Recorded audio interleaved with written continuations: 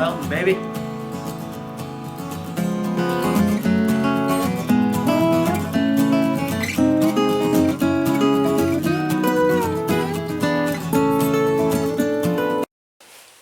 Hey everybody, welcome back to Shalene Media Productions. And hey, we're back at the fur shed today, so welcome back. And today we are going to show you some more. So we showed you some clips of making the Snare Swivel tool. So I'm gonna get pretty in depth on all the materials that we used and how we did it. So then we're gonna get into actually making the snare swivels, and you'll see how we do that to get them ready for next season. So hey, stay tuned. Alright guys, so first we started with our base, and that is gonna be a piece of angle iron, just a scrap piece that we had laying around. And then for our square tubing right here, we use 1x1 square tubing. That's another scrap piece that we had laying around, and it was pretty easy to do. Just welded those two together, and that's all the welding that we had to do. And then I honestly have no clue what this even is, but I know it's about the right size for our hole that we drilled, and it's a perfect size to make our snare swivels on. It won't make the hole too big for the wire to go through. So we just put that back in there. And you can use just about anything that's the right size for that rod there. So it don't have to be anything in particular. It don't have to be that exact deal. I don't even know what that is. We just found that laying around the shop. So that's kind of just a basic rundown on how we did it. And then I got the vise here, and we just locked it in with the vise. And so we'll get into making the snare swivels now. And oh, I guess I missed one important tool. This here. So this is how we spin the wire around the the rod there. And so this is going to be another 1x1 piece for the handle, and then for the tubing there, it's going to be just a little bit bigger. But see, we cut these notches out here, and that is how it grips on, and we'll give you guys a closer look at that whenever we're actually spinning the wire. So we will get into it now, and we'll show you guys how to make these, so stay tuned. Okay guys, so first off we're going to start by cutting about 7 or 8 inches of wire. So I've got my little splice it deals here for, actually this is for barbed wire fins, but it's got cutters on it. So we're going to take that there, we'll cinch it down. That's about right, what we need right there. Okay, so we got our piece cut, piece of wire there. And see, that's about 7 or 8 inches there. So now we're going to go over here and we're going to twist this baby on.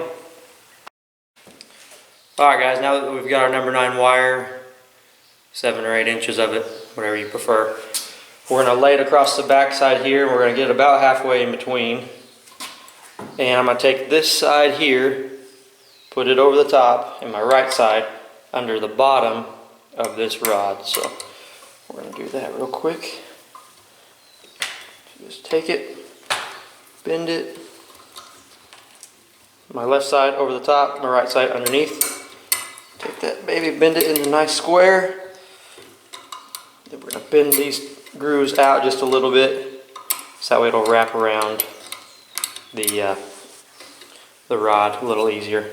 So then we grab our hand tool here, and it just hooks in on either side of these pieces of wire. Then you just start bending it down one way and the other. So sometimes it takes a little getting used to get it started, but once you get used to it and get it going, it does pretty good.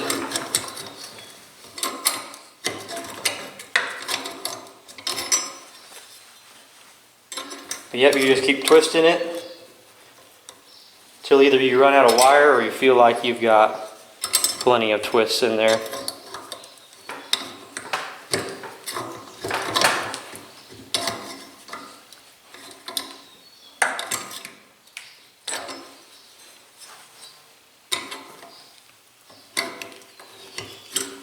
Just keep on a twisting.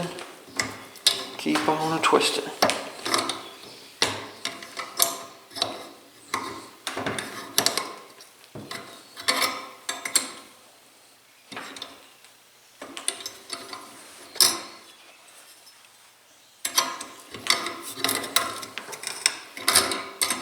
Okay. It's about as good as I want to get on that one. I was a little bit off on being straight level, but sometimes you gotta knock these babies out. Here.